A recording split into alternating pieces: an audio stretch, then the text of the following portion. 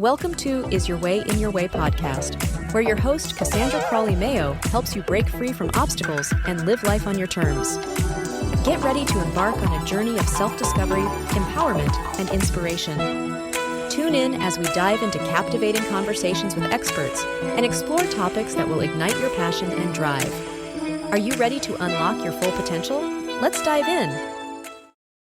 Hello out there to all of my listeners, and I'd like to welcome you to Is Your Way in Your Way. And yep, that's the name of my book, and that's how the name of the podcast. I'm like, well, why not? Because this is all about understanding or trying to, reflect a little bit as we go through our conversations to determine whether you are in your way.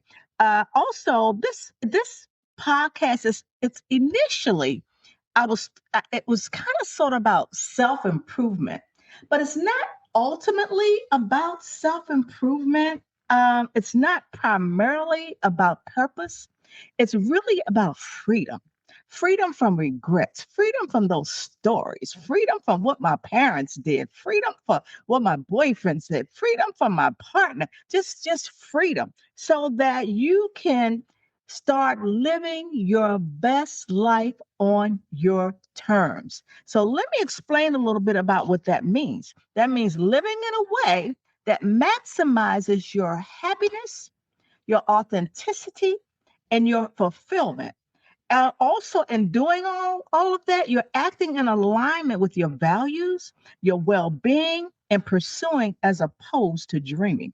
So this is what it's all about. And I always say, prior to getting on, I'm always hopeful. And I have had individuals to email me and said, that podcast was phenomenal. It has enabled me to pivot, to start doing something different. And I can actually see myself in many of the conversations that you've had. Now, today's guest knows that journey firsthand. Sophie Ash is her name. As she's check this out now. I've done this too. I've lived through burnout, reinvention, and the difficult process of learning that achievement without alignment can leave us disconnected from ourselves. So today, we're going to start exploring what it really takes to stop performing, trust yourself again, and create a life that feels as good on the inside as it looks on the outside. So let me introduce you to Sophie Ash. Hi, Sophie. Hi, Cassandra. So excited to be here. Thanks for having me. Yeah, I'm so happy you're here too. I tell you, girl, you have an incredible story, and I just can't wait to get into it. But prior to that, I want to read a little bit of your bio because I want my listeners to understand why you are so qualified to talk about what we're going to talk about. Because the title of this podcast is Success Without Alignment. So Sophie is an intuitive entrepreneur, communications expert, and an author of Be the Person. Through her own journey of burnout, reinvention, and entrepreneurship, she helps people break free from perfection. I'm a recovering perfectionist, just so you guys know. People pleasing and the pressure to constantly achieve. She has empowered individuals to reconnect with who they truly are, redefine success on their own terms, and build a life that feels authentic, purposeful, and sustainable. Wow. So listen, Sophie, I want to, first of all, I usually ask people to tell me a little bit about their backstory, but you may weave that in somewhere. But I am curious it appears to me that you always had dreams. It was always something you always wanted to do. And I want to know, what was that and when did those dreams start? Yeah, that's a great question. I was so focused on having a life of my own and having freedom for the first 20 years of my life because I had very controlling parents and they had very high expectations of me. So I was always trying to please them and trying to do what I thought they wanted me to do. And there was a very conditional way of getting love and attention from them through my Mm-hmm. accomplishments. So for those first 20 years, all I could think about was, I've got to get out. I've got to build a life of my own. I've got to make a name for myself, make my own money, so I don't need to rely on them anymore. And then over the years, I started to realize that I can really do anything that I want. And it's not just a matter of following a career path that may have already been laid out for me. I could actually create one for myself. So that's when I really started to dream bigger. And simultaneously, I was doing work on myself to even feel worthy of having a life that was better than it had been, and really wanting to give myself all the good things. And healing from the addictive, particularly around work and all those things, like realizing that I can accomplish because I want to and not because I feel a sense of obligation. And so that then turned into entrepreneurship. I just knew that I wanted to work for myself, maybe have a team, travel the world, work remotely, set my own hours, set my own rates. And I didn't know exactly what that looked like until I moved to Canada, started playing around with a few different business ideas, and then ultimately discovered where I am right now, which I really love in the coaching industry. Oh, wow. So, okay, so you always wanted to be an entrepreneur. And of course, it sounds like you didn't start that way because you talked about addiction. And were you addicted to work? Like, what? Yeah. Your story sounds so much like mine. What was that about, you think? I had a compulsion to work all the time. If I was resting, I felt incredibly guilty. I couldn't actually enjoy time off because I felt like I was letting myself down. I was letting other people down. And I know that came from the upbringing that I had and those expectations that were put on me from my parents. And I was an ambitious person, and I will always be an ambitious person. But at that time, I didn't know that there was a healthy way to be ambitious. I was being ambitious at the expense of my health, my mental health, my happiness, my sleep, everything, relationships. And I think sometimes you do have to go through some of that to realize that achieving things is not going to make you happy, and you've got to think more holistically about your life and about who you are as a person and who's around you. And so I really went through that, and I decided that I was not going to let work control my life, and I was going to be in control. And so really noticing the difference between when I was choosing to do something because it was exciting to me, because I had the energy, because I was learning and growing through that, versus when I was working because I felt bad about myself and I felt like I had to do something. And if I wasn't, I was just going to be feeling all the feels. So I really had to start by making that distinction and recognizing that our whole existence is not to be productive. That is just one aspect of what we can do and what we're to be. And so that was a really difficult time for me, and something that I regularly refer back to, because as with any addiction, you can easily slip back into old ways if you're around certain people who are not as good of an influence, if you're back in your childhood family dynamics, or if you're just having a really, really bad time with things in general. And so I always have to stay on top of it and make sure that I'm not slipping back into those old habits. Okay. So I'm hearing two things. Number one, Sophie, you have a hell of a belief system. You were like, look, I'm not going to do this. I'm addicted. It's not working for me. I'm really not enjoying life. I'm not aligned in what I'm doing. You also said, which sounds so familiar, but your belief system is incredible, because you knew that you were not going to stay in that position.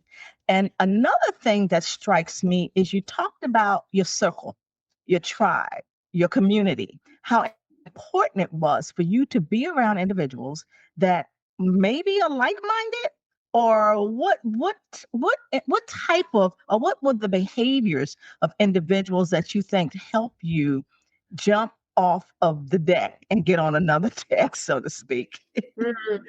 It's so interesting because a lot of it depends on the phase of life that you're in at that time and what your goals are. So when I was in the initial phase of wanting to grow my business and actually be able to fund my lifestyle, I had to look at the closest relationships around me at that time and ask myself, is this supporting me in that goal? And I had to walk away from an 8-year relationship where everybody thought we would get married, we would have kids, like we'd just been together since we were 18. And I knew that he was holding me back, and I walked away.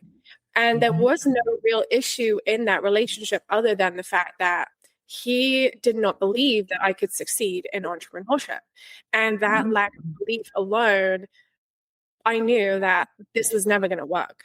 And so I chose to be around more entrepreneurial people and move in that direction, which was so good for me.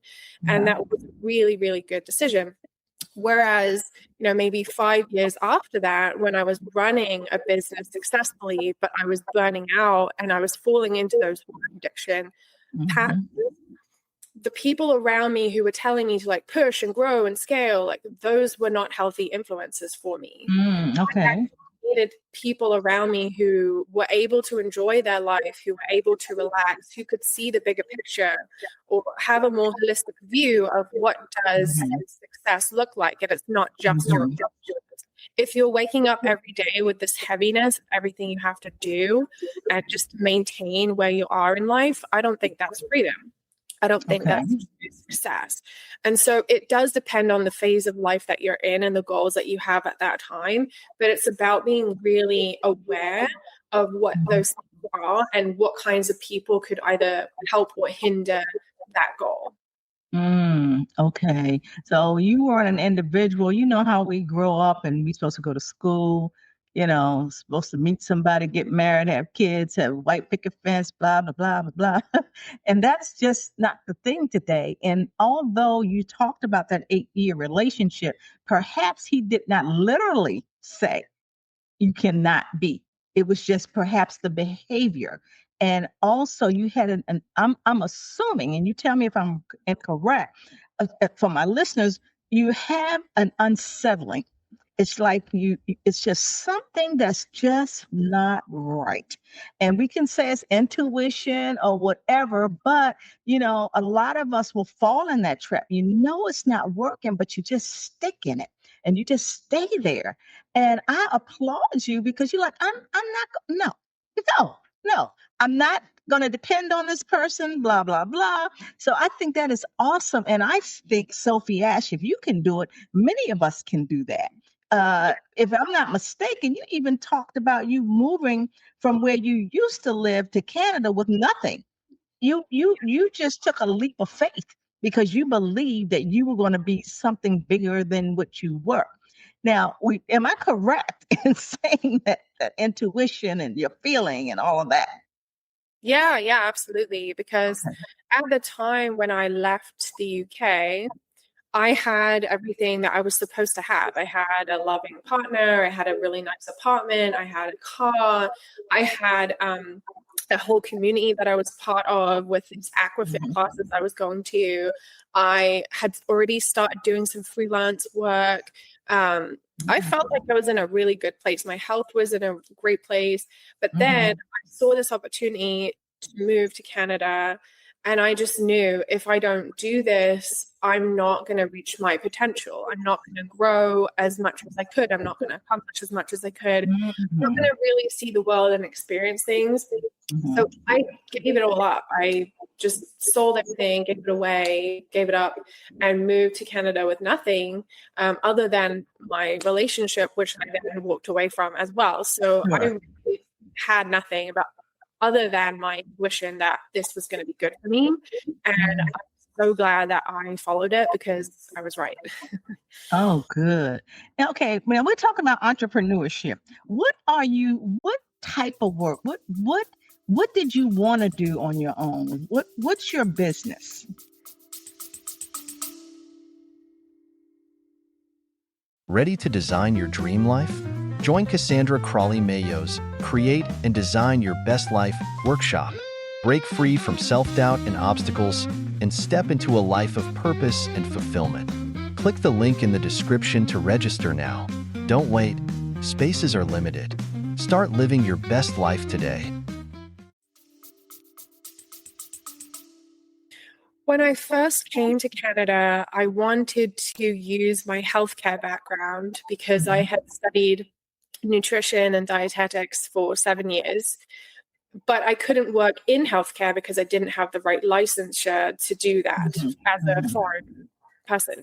And so I had to think really creatively about how to use the medical knowledge and other skills that I naturally had and package that up in a way that I could monetize.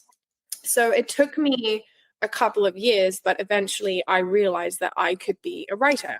I'd always been good at writing and always loved writing. And I realized that in the medical field, there's a huge need for communication that people can understand, that people can access. So as soon as I put those things together, I started on that path, which was the first business that really took off for me. And within 18 months, I was already making six figures and traveling, and I had my own place, and it was awesome. Wow. And then from there, I started helping other people start their writing business because I had this expertise and I had this network that I'd been building, and I started making referrals so that they could build their writing business. And then I went into coaching, and that became my full-time thing about 4 years ago. Okay. So you said you were a writer, you liked writing. Uh, what were you writing? You hadn't written your book yet, right? So No, so what were you writing? yeah, so I was writing for myself. Uh-huh. I was journaling all the time and Mhm. expressing myself through writing very naturally. I was trying to find my own voice. Then from there, it kind of progressed to writing on social media and saying what I thought about things. Mhm. And what was the other thing I was just thinking of? I don't really remember what I was. Oh, Uh-huh. my first business that I started when I moved Uh-huh. to Canada, I had a blog. It was a Okay. nutrition related blog, and I would write about, health related things, nutrition related things. I really enjoyed writing that, even though no one was reading it because I didn't know how to actually make it a business. And so Okay. I took that blog and I turned it into a portfolio that then allowed me to get paying writing opportunities. But Hmm. I didn't really see myself as a writer until some of the people around me started pointing it out and saying, "You're always writing, and your writing is really good." Like they would peer over my shoulder and look in my notebooks and things and say, "Wow, that's really good." And I'd be like, "What are you talking about?" But eventually I realized that no, I can do this professionally. And just because we're naturally good at something and it's easy for us doesn't mean that we can't get paid to do that. Right. So it just kind of unlocked this whole avenue that I just couldn't stop going down. Wow, that's incredible. Individuals paid you for blogs. They paid you for writing about nutrition, healthy. So because I want my listeners to understand, because a lot of them like to write too, and they're like, Yeah. "Well, so I don't. How am I going to get paid? I didn't write a book yet, So how did that happen?" Yeah, good question. So initially I was writing for my own blog. So that meant that Mhm. the only people reading it were the people that I was sending it to, and I wasn't getting paid for that. But Right. I was doing it to kind of find my voice and build some confidence and build some skill set. Then I realized that companies will pay for good writers. So I chose to niche in the nutrition realm because Hmm. that was where my education was. The Hmm. first company I ever worked for was an education company. So they were actually training nutritionists like me on how to grow their nutrition businesses. And so there was training on very specific medical things that would help them Okay. expand their knowledge base. They would get a certification. So I started building. So I offered to help them with their blog at first, but then I Okay. did a test project for them, and they said, "Yeah, you're pretty good at this. We think we can give you a little bit of training, and you can come and do Hmm. more stuff for us." So then I started building out the training courses that they were selling and on an hourly rate doing that. I kept asking them to pay me more because I knew that they were making tons of money off of what I was creating, and they kept Wow. saying no. So then when I moved to Canada, I realized that, okay, well, now I have this whole new like all these new companies, like medical companies, health tech companies, who Mm-hmm. are going to need writers too. They probably have much bigger budgets than this small company in the UK who does education stuff.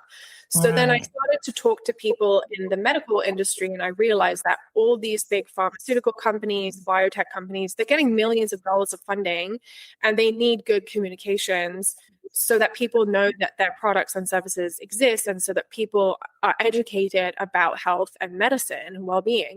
So I started to create a brand around myself being a medical writer, which is a whole industry I didn't even know existed. Wow. And I started at $100 an hour, and then I went up from there. So as you can see, my business built out like very quickly. I didn't need to have that many clients to be able to pay for everything I needed to do Wow. as a solo person in Canada, without any family or any savings or anything. And so then people who'd been in medical communications for 15, 20 years were asking me, how are you earning all this money? How are you getting all these clients? Like, we are struggling to get work and we are not charging that much. So then I started mentoring them and realizing, okay, there's something in this, and that's where the coaching came in. So actually, all the people I work with now at Prospology are brand new to business, and they've never monetized their writing before.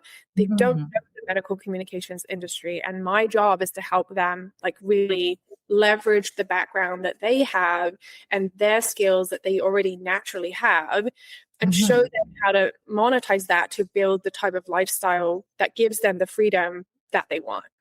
Awesome. That is incredible.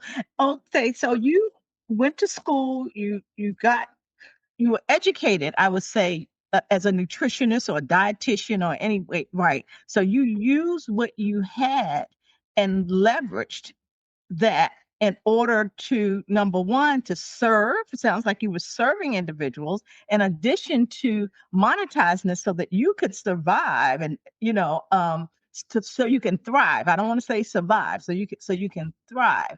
Now, talking to you, you didn't always have it all together.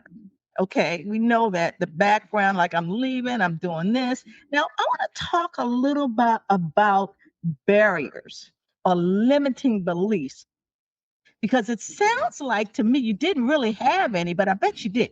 Oh, yeah. Like what, like what was some of the beliefs that you were confronted with prior to moving forward with this? Yeah, well, so many. I mean, first of all, I moved to Canada with my boyfriend. So in the back of my mind, I was thinking, well, he can support me financially, and he can support me emotionally and physically in all ways. And so when I got to Canada and I started trying to build my first business in nutrition, I realized that I didn't have any confidence in my own abilities to take care of myself. I'd never done that before. I'd actually never been on my own. I had never supported myself. So I was extremely codependent on him and did not know how to make decisions on my own. I wouldn't even go to the grocery store on my own because I felt afraid of like messing it up, doing it wrong, because I'd been criticized so much growing up. And I believed that I wasn't good enough at anything. And so I would just hide away for days at a time. And I was too afraid to check my emails or leave the house or do anything on my own. It was really extreme. Like, the anxiety was very extreme. I had pretty bad depression as well around that time, because I didn't feel like I had any value in myself. And that was also a big reason why I left that relationship, because he gave me everything that I needed, but it prevented me from having a sense of self-worth.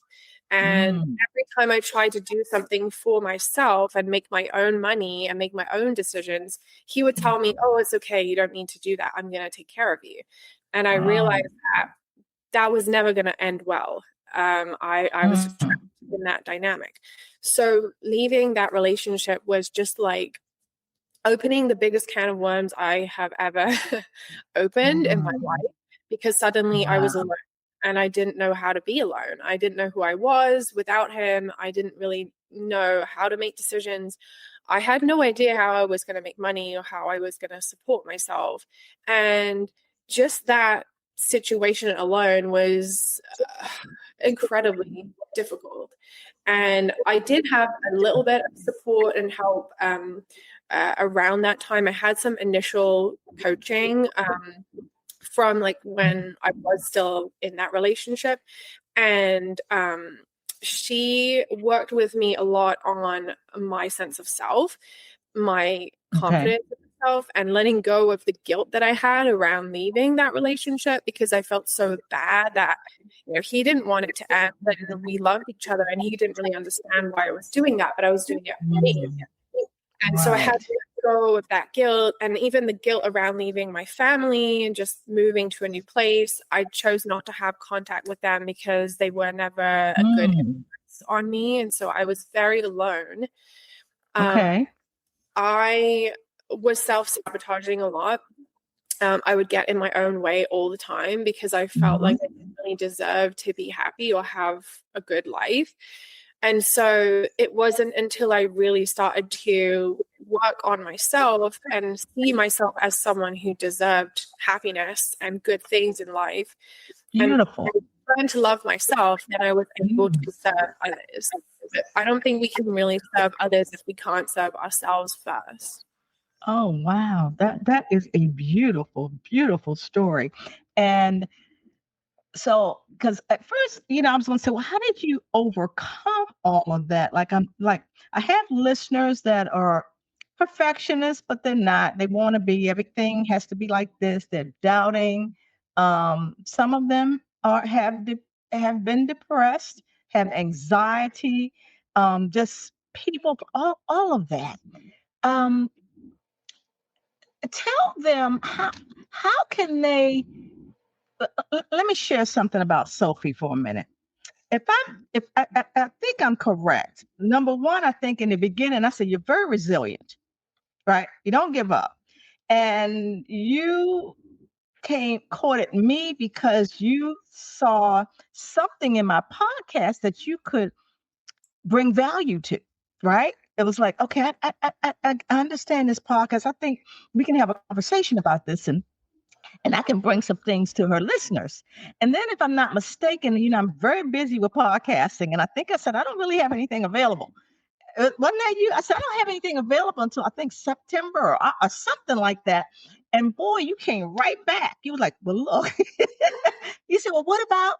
So in other words, you kept going. You did not stop. I'm like, oh my gosh, this girl is not going to give up. And that was a quality in you that I admire because you were resilient. And based on you made up your mind, your belief, I'm going to be something. I'm going to be an entrepreneur. You just had that fire that I believe, and it started manifesting. And I just want you to share with my listeners, what other qualities did you have to get to where you are? Because it's not easy. Life's not easy. Share that with them. Yeah. Thank you for saying that. Resiliency, definitely. Determination, yes. Self-awareness is a big one because you have to know whether you're actually in alignment or not. You have to know if something is right for you or wrong for you, and therefore make decisions based on that. I think a big part of it is asking for help.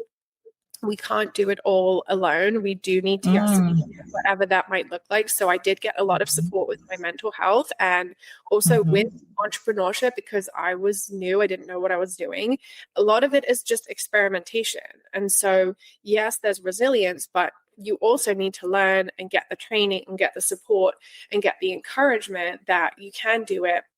I think a big part of it is talking to other people who are already doing the thing that you want to do to normalize that, because in our minds, it just seems so crazy to think that, like, how could we change things so quickly? But when you see people doing it every day, you're like, oh yeah, of course I can do that. Like right now I can do that. So, you have to kind of challenge those limiting beliefs that come up and realize that there's an alternative belief that is also true. I'm just not looking at it yet. So what would that be? Uh, Uh-huh. I think that journaling is a great tool as well. I'm just always doing that and finding systems that allow you to track your alignment. I would have specific core values that I would basically rate myself against from 1 to 10. And I would see immediately, oh, okay, it's a 3 out of 10 on the relationships scale. So I really got to put some attention into that because, what I said to that person or the way that I left that conversation wasn't good and it's bothering me. So I'm going to Mm-hmm. put more effort into my relationships. So I would assess against my core values whether I was living in alignment or not. And then that told me why something felt off, what was actually causing that, and how I could course correct. Mm. Okay, core values, and I talked about that, like living your best life, and working on becoming, well, not living in a way that you're happy and authentic and fulfilled. However, you have to align your values with that. Like core values, just name a few of your core values and how and because you said you rated them, and if because it's your core and you looked at this and said, I'm really not there, and you okay, I'm gonna do something about it. So name some of those values that may help my listeners move forward and get unstuck. Yeah. So one of mine is authenticity. I have to be my true self. I'm not Okay. playing any games. I'm not wearing any masks. That's just not what I do. Okay. So if I find myself in a situation where I feel like I had to pretend to get an outcome that I wanted, I'm like, oh, that's why I feel really off. I'm not going to do that again. So how could I approach that in a more authentic way? One of them is collaboration. So if Mm-hmm. I'm working on a project by myself and I'm not getting anywhere, then I think, well, why don't I just bring in someone who I can do this with? It's going to be way more fun. We're both going to bring different skill sets and abilities, and it's probably going to have a better outcome. And so it reminds me that, yeah, that's something I value. There are so many. Mm-hmm. Kindness and Mm-hmm. really showing empathy for people is a core value. I believe that we can treat each other with respect, and Mm-hmm. that goes a really long way. And I've actually heard from a lot of the students that I have in my community that was one of the reasons why they chose to work with me and not another coach, because I really took the time to understand what they were facing and Yeah. empathize with them about how they were feeling and the difficulties they were going through. And instead of just saying, oh, you need to do this, this, and that, it's not really about the tactics. We have to look at the whole person and how they're navigating life and how they feel and if they have the support that they need, as well as the tactical things. So I Yeah. would say those are the main ones. Okay. Yeah. Okay. Communication as well, which is pretty evident given that I'm a Sure. writer. Yeah, exactly. Yeah, and I like what you said because all we want is to be heard and seen. You know what I mean? Listen to, like, you see me, you hear me, you kind of understand. And I also think a lot of times we go through a lot of things not just for us, but for others. It will enable us to be humble and get to understand and take the time to listen and all of that. So I think that is wonderful. Now, one of the things you said, um, we struggle to trust ourselves when we know something's wrong. Unpack that, because my listeners, these are individuals that are wanting to live their best life on their terms. They definitely want to live in a way that they're happy and authentic and fulfilled. So, so if they're not trusting themselves to do that, why are they struggling? Well, I recently hosted a 90-minute panel discussion on Okay. self-trust Okay. specifically because it is such a huge aspect of living in alignment. Gosh, it was a really big topic and we got into loads of different subsets of it. I think that ultimately most of us grow up believing that we're going to be saved by someone at some point, or someone's just going to come along and give us something that makes everything better or more worthwhile. And it just doesn't happen. Sometimes it's in the context of a relationship. You think, oh, I'm going to have a husband or a wife, and then I'm going to feel complete. Yeah. But it might not actually feel that way. Yes. Or you think, oh, I'm going to make a certain amount of money and then I'm going to feel complete, but it might not actually feel that way. Right. I know when I published my book, Be the Person, I didn't really feel anything. Like I had a nice launch party with people I cared about and some of the people in the book, and they celebrated with me, and that was great. I sold a bunch of copies, and I was like, okay, well, I did that. And it just didn't feel that great, if I'm honest. And I thought that it would. And so I think that, everything that we do is giving us information about what is and isn't aligned for us. And I think that there's different reasons for doing the exact same thing. Like one person could go to school to get a certificate, to get a specific job that they want. Another person could go to school for networking with the right people in the industry. Another person could go just because they love learning and they don't give a crap about the certificate. So we can't compare ourselves to others. And so therefore we're the only ones who can make decisions about our lives, because we're the only ones who actually know ourselves the best. It goes hand in hand with the self-awareness, because if we don't really know ourselves, how can we make those decisions and be confident that we're making good decisions? And so sometimes I'll fast forward and I'll say, okay, tomorrow, if I make X decision, how am I going to feel tomorrow about myself?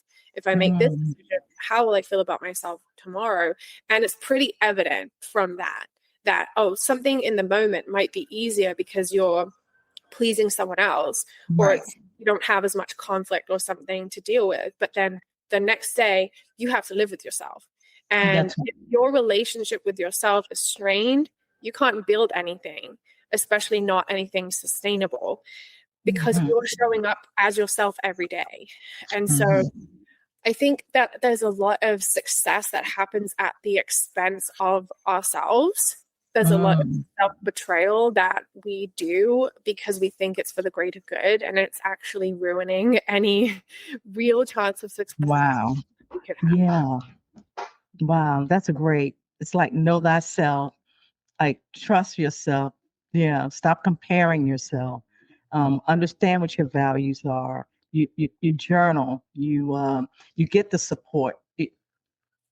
Nobody's an island. You can't do this alone, and you recognize that you have a community, you have students, and all of that. And you are very wise, just so you'll know. And I think that's great. And I am proud of you, because you are doing what it is that you've always believed you would do.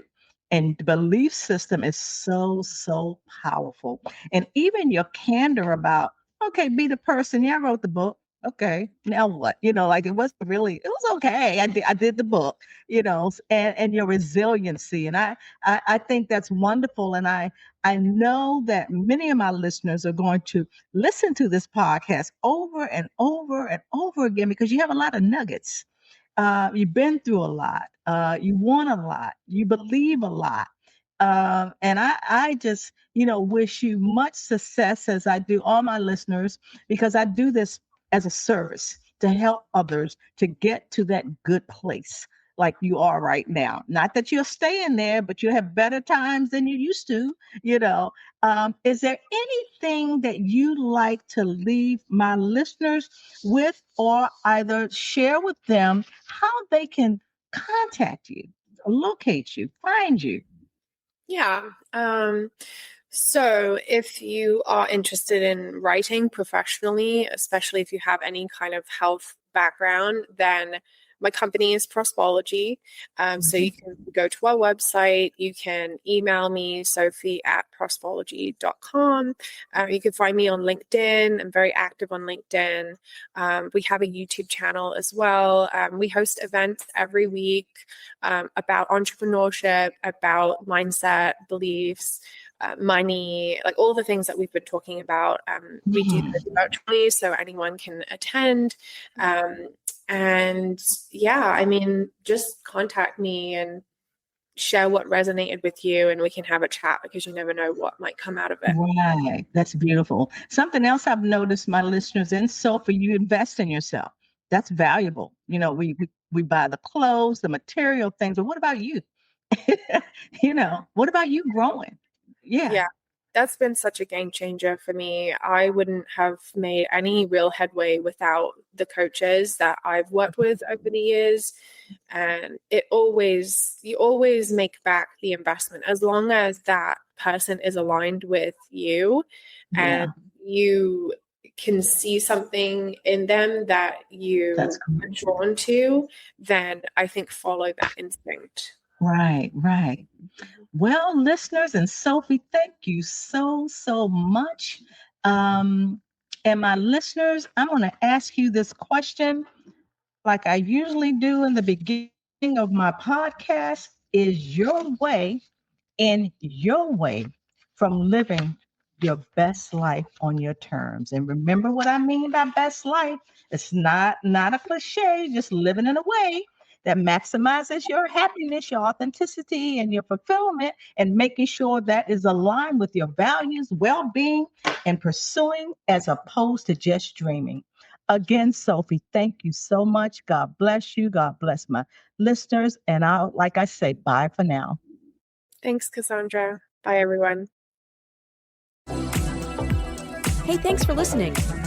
If you've been enjoying our empowering conversations, make sure you don't miss out on future episodes of Is Your Way in Your Way podcast.